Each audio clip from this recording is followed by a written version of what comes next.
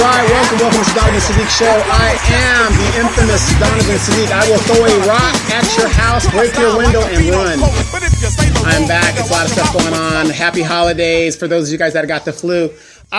In the studio today, I have special guest, Spelman graduate, black feminist, my niece, Jazmyn Nicole with a K, Malloyd, and her right-hand man, I know his name is Danny. Right-hand man, best friend, sweetheart.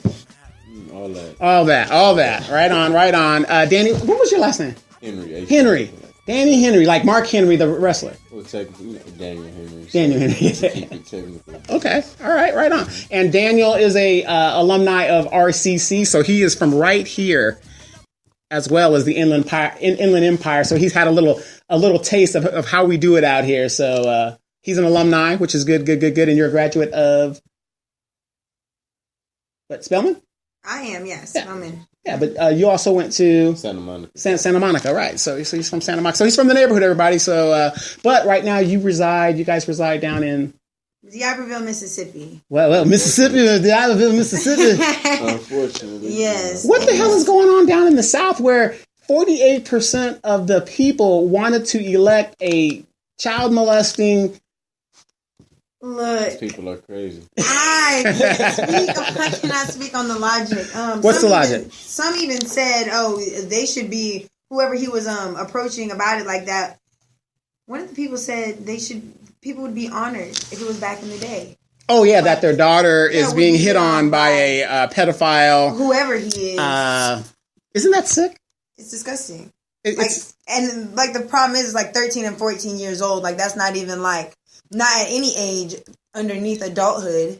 But, so it's disgusting. So I would say your take on that is you're not very happy that this guy came so close. And I heard it was mostly white women that really helped, get this guy. Well, they're always helping with the bad things. Behind they love Trump booth. as well. Of course, but behind the voting booth. Let me ask you this, Jazz, since you are a Spelman graduate and they teach very good education and things like that, HBCU, correct? Mm-hmm. The number one HBCU in the world.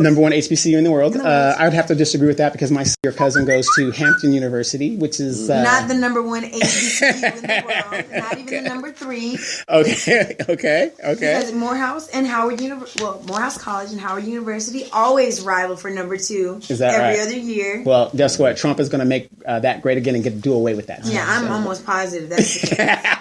Because those HBCUs are always begging for money. Well, they're private universities and colleges, so they usually don't get any federal money anyway. True, but we know that the administrators get a little backdoor, padding here and there. Well, hopefully they don't get caught and get shut down like Morris Brown. Exactly. So, so basically, Jazmyn, you are a former Inland Empire person. You attended which school in Colton? Cooley Ranch Elementary School. Cooley Ranch. Whoop, whoop, whoop.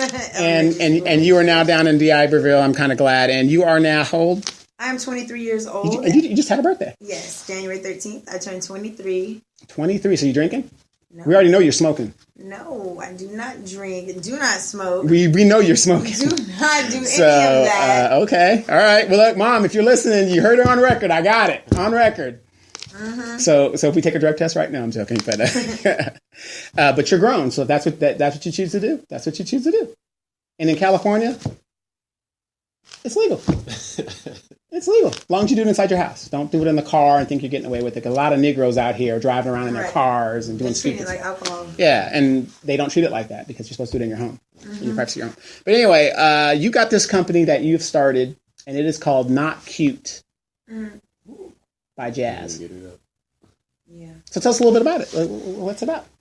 It's just pretty much handmade, custom clothing. It started off as a little halter top because I went to Urban Outfitters and I tried on one of their crochet tops they had on the rack. Mm-hmm. Unfortunately, it didn't fit and it was overpriced. So I was like, it reminded me that I have the ability to crochet. I taught myself since I was 9 years old.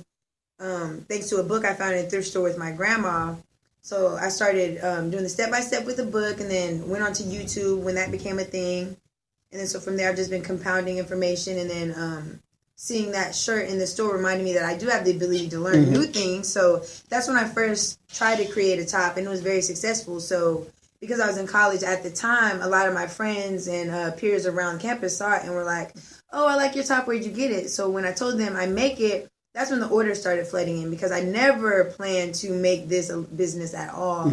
It just kind of happened that way. And so while you were at college, that's when it kind of took off a little bit. People were interested in what you were doing. Yeah, that was the genesis right there. And did you do it by word of mouth, networking? Or? Yes, I did it by word of mouth, entirely word of mouth to begin with. And then I saw a commercial for Squarespace.com and realized that making a website is a lot easier than it used to be back in the day. So I was like, well, you can let them make it. Yeah, $26 a month, and I can host my own website. $20 for the year. I have my own .com name. So that was pretty much the start of it being an online-based website and store, which is where we're at right now. Okay, let me ask you this. While you were in college, you majored in what? Are you a business major? What was your major? I majored in economics and minored in studio art. Studio art. And how did that formulate in you starting a business? Where did you get your business acumen?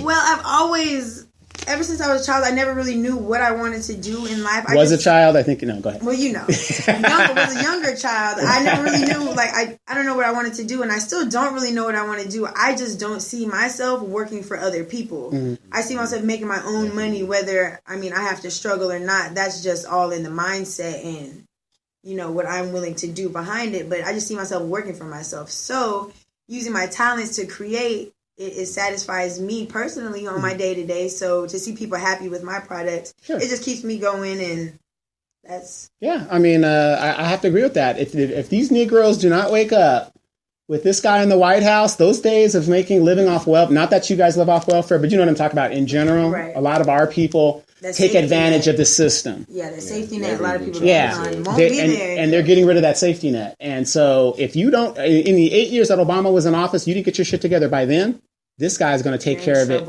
for now. So I'm kind of glad that you're on that entrepreneurial tip. Because I know grandmother always, talks about she's going to do this, she's going to do that, which is, she's got enough product. Like I told her when I saw her, when are you going to do this shit? You know what I mean? You're 67 years old. You've got enough product, but she's a thrift store queen, whatever the deal is. But Danny, as far as her endeavors and stuff, so you guys are in this together, or because they always say us black folks, we don't. Oh yes, sir. Oh yeah. Because I feel like just in the world we live in, you have to obtain your own wealth, especially because it's more than likely didn't come from our parents because of the times they grew up in and the mindset. Sure. Like even my parents still think. You have to work.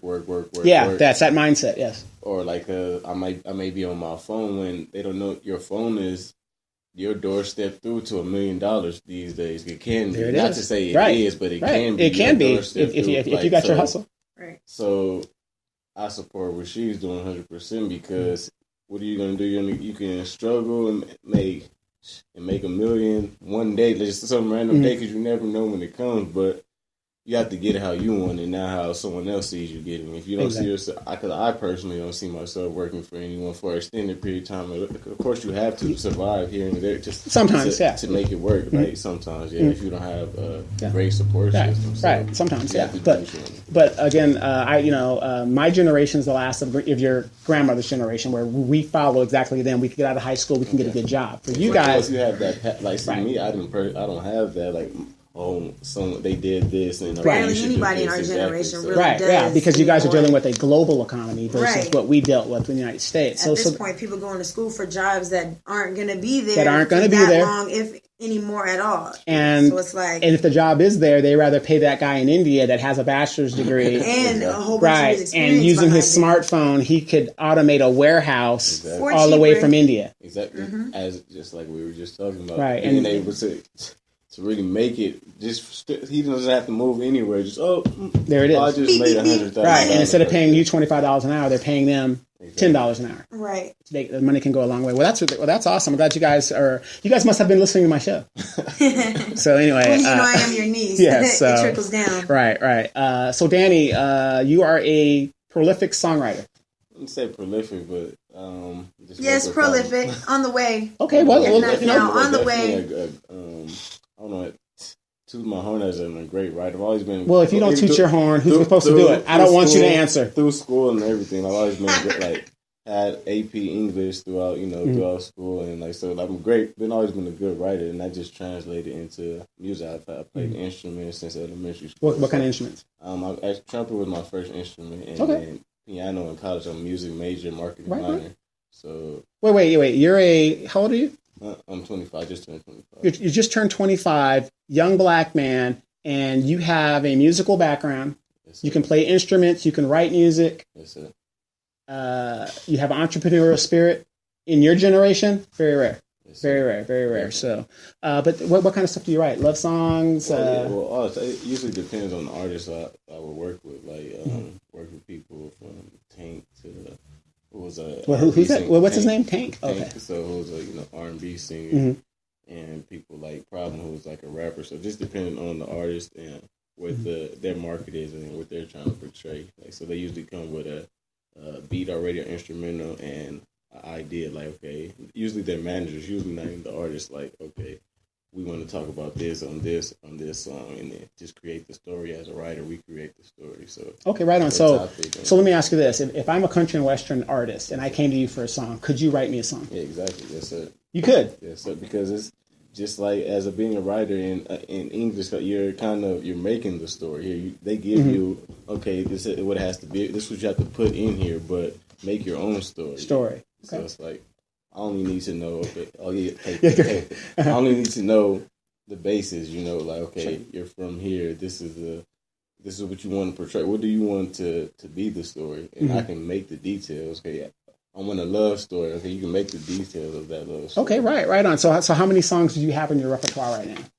Because I'm very sure you sit at coffee shops and write things that pop into your mind. Personally, I've put in so many hours. Like just this year, I've done probably like in the past year. Okay, we're in 2018, of course. So January in the past year, probably over 125 different. Like, that's not, I want to say a great rate, but I spent a lot of downtime too when I first got out here before I was able to get my equipment and everything. But I try to do at least one a day. A Prince protege. But go ahead. But as far as published though, like things that generate income, I have 3 different songs and one that really creates the majority of the income. So do you control your own publishing? I do. I'm CSAC. I'm signed to CSAC, which is the only one where you have to be invited to CSAC. Sure. So okay, I know how that works. But so basically, right now, does C-Section control your publishing? CSAC. So they CSAC. Don't control my. Do you own your writing once you write it? I own all my. Okay, good. Because that's important. A lot of people don't know that you can have all the talent in the world to write music, and you put your music out there, but somebody else owns it. No. Yeah, there you go. Not. Yeah, always stay on top of that and copyright your stuff whenever you do it and things like that. So that's awesome, man. That's awesome. And you said you work with Tank and. Probably, and I've been around numerous other artists to get, whether it be information, guidance, but those people that have actually published things with. So would you say that the music industry is your love? Yes, sir. I mean, music in general, and then business in a sense. Like, so when I'm done being an artist myself, I want to start a kind of like firm type of thing of artist development where A&R, right? Exactly where I didn't have like someone before me that okay, you have to do this to build as an artist. This you should be looking towards. This you need to think about. I want to be able to create a hub for artists, not necessarily them signing or being a manager, but just a service. Guidance to tell them how the business works. Exactly. And not to get caught up in all this, consulting, stuff like that. Now, I happen to have heard one of your songs, or I think you wrote this song. Don't quote me. This is not a copyright infringement, but don't quote me. I think you wrote it about my niece. Bitch better have my money. Is that you? Is that you? Is that you? I want to know. I mean, I heard it on the radio a while back. That wasn't me. That wasn't you. Okay. All right, good. That was AMG and all the boy. I don't know if you know, my niece is a DJ Quick connoisseur. Yes, definitely. I've actually met DJ Quick on one. Okay, David Blake. David Blake, When she was growing up, we used to put her in the back of the car, and that's all we used to play was You give All them of it. you give them a couple hints. You know, tonight is the night. No. You know, or what's that? Quick is the name. Yeah, right. You know, we used to keep her doing all that Quick stuff. is probably one of the most, like, a prime example of what publishing, you know, and royalties can do with you. Before I talk to them, like, I don't want to say too much about like that, but just about able to sustain all things that you probably forget about or get a check for something that you may, once you put in that much work, like sort of things we didn't even know he did, like whatever mixing and mastering, engineering. Okay, you know, that's a check right there, right? Exactly. For life. Like, so. And a lot of young people do not understand it isn't just the glamour of performing. Exactly. Babyface wrote thousands of songs. He's pimping out all kinds of artists to perform those songs. Right, all those even Frank Ocean, like, if you look, like, all your favorite artists don't think they write their own songs, because they don't. If you look at the writing, like, sometimes it'll say just performed by so-and-so. Right. Nothing to do with producing, mixing, mastering, lyric writing, anything. They just go in the booth and do what they're told. Right. So that's why, like, a lot of people with a lot of raw talent stay behind the scenes anyway, because that's where most of the money is. That's where the money is. Barry Gordy, even though he sold Motown, he still owns 80% of the publishing, and that's where the money's at. Exactly. Yeah. So people were mad. Like to say, because an artist will fall money off up front as an artist. The continuance of the wealth is what you want, not the $1 million today and nothing to go later. Right, and just think about being on the road. Exactly. Out of the year, 3 months out of the year, you're pregnant. You just had a baby, and you got to go on the road. The sacrifices you have to make for less, really. Right, exactly. Just so, lack of privacy. Like, so okay, so let's get back to your Knot design company there. What kind of designs do you make? I mean, I have a question in regards. I know you make the tops. When you were younger, you were kind of a flat-chested young lady, and now you've matured and you've become a woman. Yeah. And I'm talking serious. You've become a woman. I know certain women. I didn't know this as a man, that if you reach a certain size as a woman, sometimes there's not a bra. Yes. Oh my gosh. So right before coming down here, I ended up having to spend a little over $100 just for 2 bras, and that comes with the territory of like having bigger breast size and a smaller back band. So that's really where Knotcute came from, because there is not a lot of market for skinny, big-breasted girls, or even big-breasted big girls. Like a lot of girls come to me and like, oh, I know you're small, but do you make it for plus size or people way bigger? And I'm like, yes, like that's a great market, because if you're not a cookie cutter bra size, crochet is great for you because it's 100% adjustable. I make it to where if you're skinny, if you're big, if you want to gift the top away, you can. As long as your cup size is general, I can pretty much make it for anybody's size. And so because of my body shape and lack of product for myself, that's really where Knotcute came from. So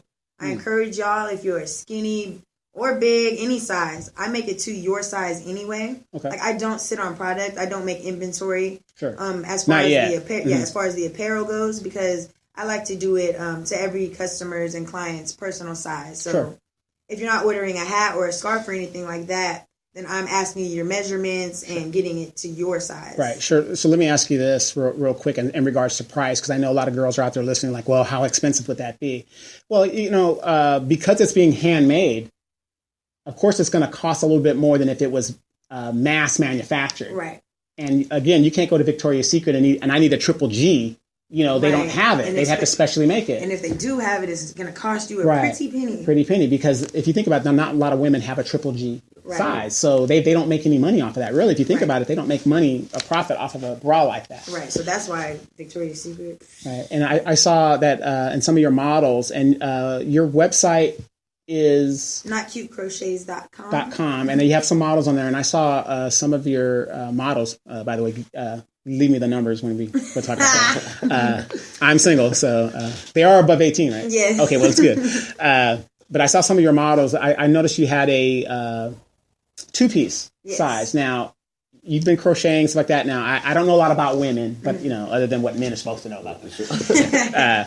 But let's say I saw one of your models and I said, wow, that was a cute little outfit. But I'm just saying, for women, having something like that, doesn't that help it breathe a little bit? It's supposed to breathe. Yes.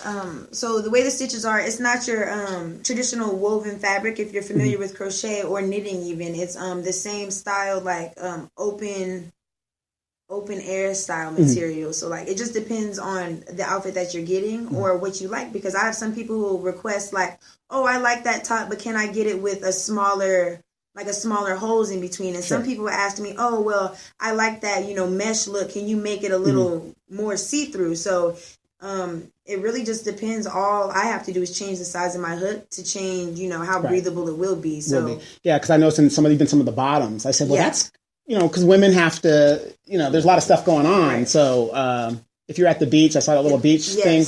I said, wow, that would be really, I don't know if it's comfortable, but I would say if I was a woman, I think that's a really good thing, because you can go to the beach and still be comfortable. And that's another misconception about crochet and knitting. Everybody associates it with scarves, hats, mittens, cold weather, but because of its the nature of crocheting, it doesn't necessarily have to be a wool yarn. It could be a cotton yarn, which is super breathable, absorbent. And I use that to make bikinis and even spandex yarns. Right. They now have jersey styles. So crochet is great for summer, winter, fall, spring. It's all it's very versatile. So basically, I want to specially order. Let's say I don't even want anything that's on your thing. But let's say I want something out of the blue. I want to get my dog a sweater. Right.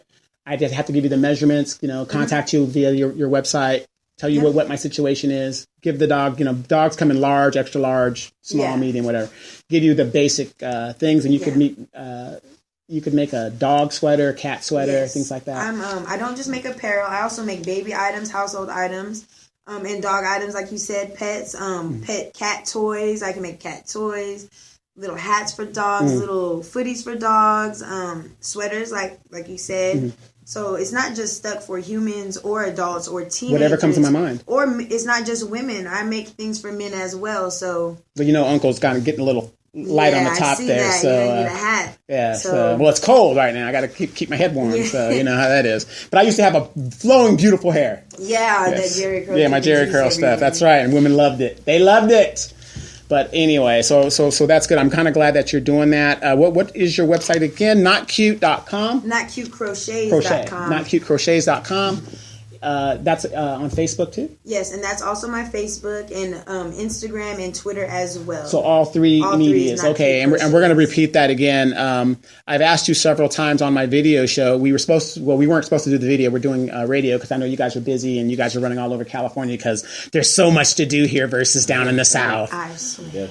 And so you guys are running and doing all your stuff. So, but I definitely want to use you as a sponsor, as a commercial for our video show. So I want to, so please feel free to send some of your stuff so we can put it up there and do that. And I want to take you back to a story. For you guys that are listening, my niece was at this school in Colton, and they loved this teacher, whoever she was. And my God! And they go, and that was daycare. Yeah. Oh, there you guys are your daycare provider, and they were like, "Oh, we love Miss Tay." Is her name Tay? Miss Trey, right? And so they go, "Oh yeah, we're gonna hook you up with my uncle." And so they tell me about this lady, and I come down and I stop in my tracks. Okay, and I'm thinking, is this what you think of your uncle? Stop! I love her. Now, I love Miss Trey. She was a nice lady. She was a nice lady. Don't get me wrong. I had no problem with that as a friend. The lady was missing a tooth. She's missing a tooth. Because her personality shined so bright, I didn't think it mattered. Now that you're a grown woman, if Danny was missing his teeth right now, she wouldn't do it. And speaking of Danny, how did you guys meet real quick so I can get this on record? So, it's actually crazy that he's from California as well, but I met him in Mississippi through his cousin, Keon, who I met before I went to college, right before I went to college. And so when I came back to Mississippi in January... He was waiting on you. No, when I came back to Mississippi in January from living in Atlanta for 4.5 years, 5 years, we had a little get-together at my house, me and my friends, and so... I heard I wasn't invited, but that's okay. That's okay. Anyway... Uncle will come for a good party. It was a little housewarming kickback. It wasn't even that fun. But, okay, go ahead. So, invited my friends, and then Keon got invited, and his cousin was with him, and his cousin happened to be Danny. So he asked, "Can my cousin come?" And we were like, "Yeah, sure." So that was the first night I met him. So I was kind of familiar with him. And then, maybe a week or two later, me and my friends were out on the town or whatever, going casino hopping. And we ended up at this nightclub, and we saw him and his cousin again. And so we just, spoke there. And yeah. He's like, can I get the digits? Yeah, the rest is history. The rest is history. So, how long have y'all been dating? Well, we first met like I said in January. But how long have y'all been dating? No, It was March. Yeah, early March. I'd say since the end of June. Like, there's no definite date that yeah, we you just know each other, dating, right. It's like me and Mrs. It got serious around June. Yeah, me and Miss Missy, like we're friends. And just kind of hanging out and stuff like that. Sure. But well, that's good. That's good. So I mean, so far, what do you think of her, Danny? Yeah, and look, be honest. It's because I'm her uncle. Not the show. Yeah. No, a great woman that definitely has her own mind. Like, definitely down with that because can't like yes woman. You don't really get yes people in general. I don't really like because you get nothing there. Like so.